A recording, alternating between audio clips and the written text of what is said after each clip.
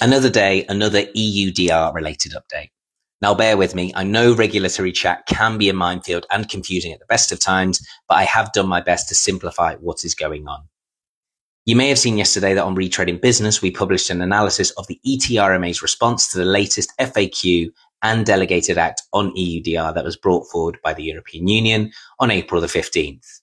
Now, as a quick refresher, in that FAQ document, the European Commission confirmed that casings were now outside of the scope of the regulations, whereas retreads were only in the scope of the regulations for new rubber parts, such as tread rubber.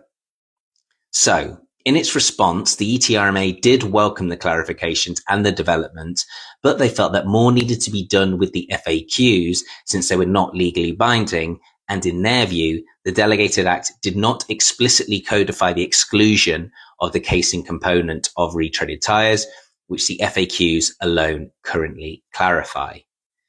So, the proposal recommended two options to the Commission to clarify the legal status of retreaded tyres and casings under the pending EUDR implementation.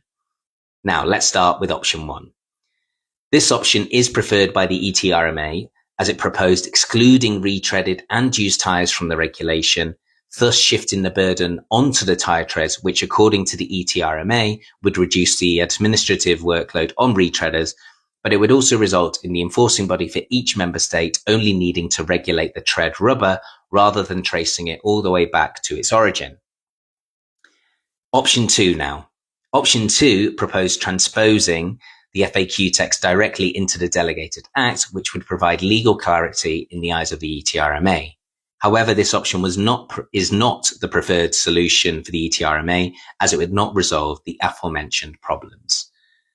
So, where are we now?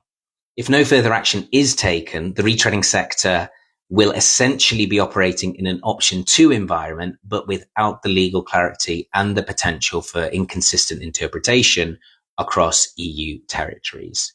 Once again, though, it must be underlined that the original statement in the FAQ document is and was definitely a welcome clarification, but more does need to be done. You can access our full write-up on this story, and the details are on the Retreading Business website.